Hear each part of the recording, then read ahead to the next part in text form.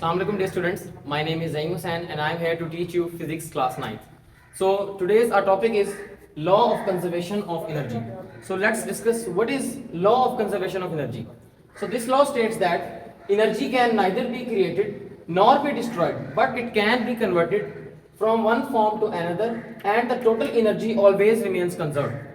तो law of conservation of energy के accordingly दो पॉइंट्स आपने हमेशा याद रखने हैं. फर्स्ट पॉइंट इज कि एनर्जी को ना हम क्रिएट कर सकते हैं और ना ही उसे हम डिस्ट्रॉय कर सकते हैं. यानी कि इस नेचर के अंदर जो नेचुरली अकरिंग एनर्जी है हम जस्ट उसे one form to another form convert कर सकते हैं, लेकिन ना हम न्यू एनर्जी को क्रिएट कर सकते हैं और ना ही पहले से मौजूद एनर्जी को हम डिस्ट्रॉय कर सकते हैं. इसका सेकेंड पॉइंट है कि the total energy always remains conserved. Conserved की जगह कांस्टेंट का वर्ड भी यूज किया जा सकता है. इसका मतलब यह है कि जो इस प्रोसेस के दौरान जिसमें energy one form to another form convert होती है उसमें टोटल एनर्जी हमेशा कांस्टेंट रहेगी.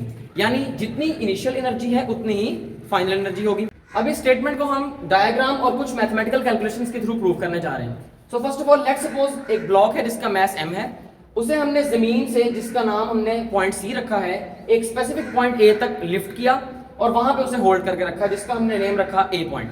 अब नेक्स्ट इस पॉइंट A से ग्राउंड के दरमियान किसी भी जगह पे हम अनदर पॉइंट B सपोज करेंगे. लेट्स सपोज मैंने वो सेंटर में कंसीडर किया जिसका मैंने नेम रख दिया B. अब point A, B and C तीनों पे जो हाइट है हम वो राइट करेंगे एंड देन मैथमेटिकल कैलकुलेशंस के थ्रू हम प्रूव करेंगे कि एनर्जी हमेशा कंजर्व रहती है.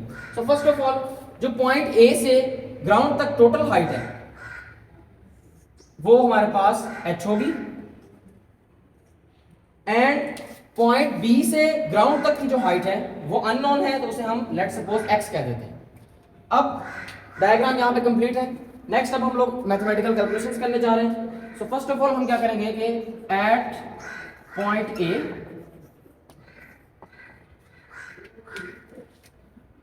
एट पॉइंट B और एट पॉइंट C, तीनों पॉइंट्स के ऊपर जब ब्लॉक आया तो उन तीनों पॉइंट्स के ऊपर जो एनर्जीज इस ब्लॉक के मूवमेंट में इन्वॉल्व थी उनको हम यहां पे कैलकुलेट करेंगे.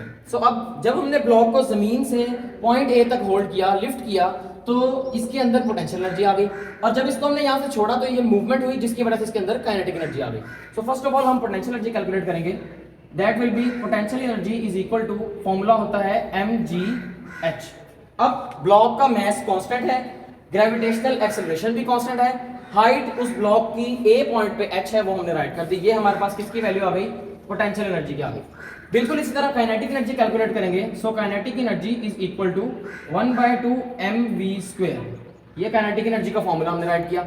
अब जब हमने ब्लॉक को पॉइंट A पे होल्ड किया उस टाइम वो रेस्ट पे था जिसकी वजह से वेलोसिटी 0 है. So at point A velocity will be 0. अब जब इस फॉर्मूला में हम वेलोसिटी को 0 पुट करेंगे so kinetic energy will be equal to 1/2 m 0 का स्क्वायर. जब 0 इन सबसे मल्टीप्लाई होगा तो काइनेटिक एनर्जी हमारे पास क्या आ गई? 0 आ गई.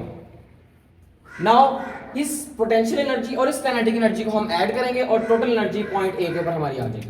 सो total energy E will be equal to kinetic energy plus potential energy.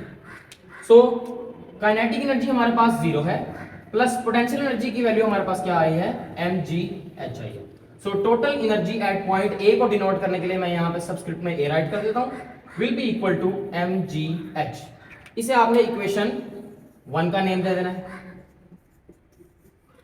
अब सिमिलरली हम पॉइंट B की कैलकुलेशंस करेंगे. So potential energy point B के ऊपर क्या होगी? जब हमने ब्लॉक को पॉइंट A से ड्रॉप किया और वो पॉइंट B पे आया तो उसकी हाइट कम हो गई. इस वजह से पोटेंशियल एनर्जी का फॉर्मूला हमारे पास क्या बन जाएगा? mgh.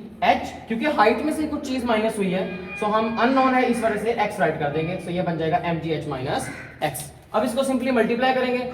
So potential energy will be equal to mgh minus mgx. अब ये mgx जो है ये डिनोट कर रहा है, रिप्रेजेंट कर रहा है उस लॉस ऑफ पोटेंशियल एनर्जी को जो पॉइंट A से पॉइंट B तक आने में हुआ.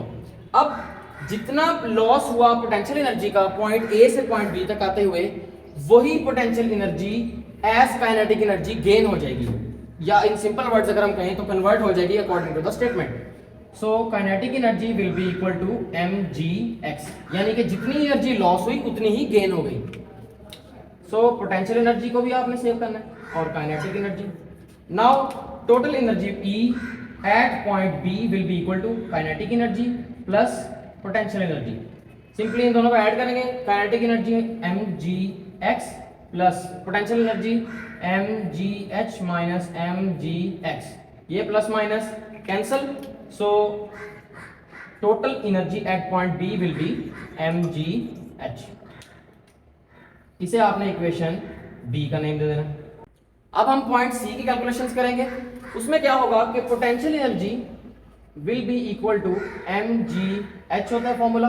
अब क्योंकि पॉइंट C देखें ग्राउंड पे है और ग्राउंड पे हाइट 0 होती है, that's why potential energy will be equal to 0।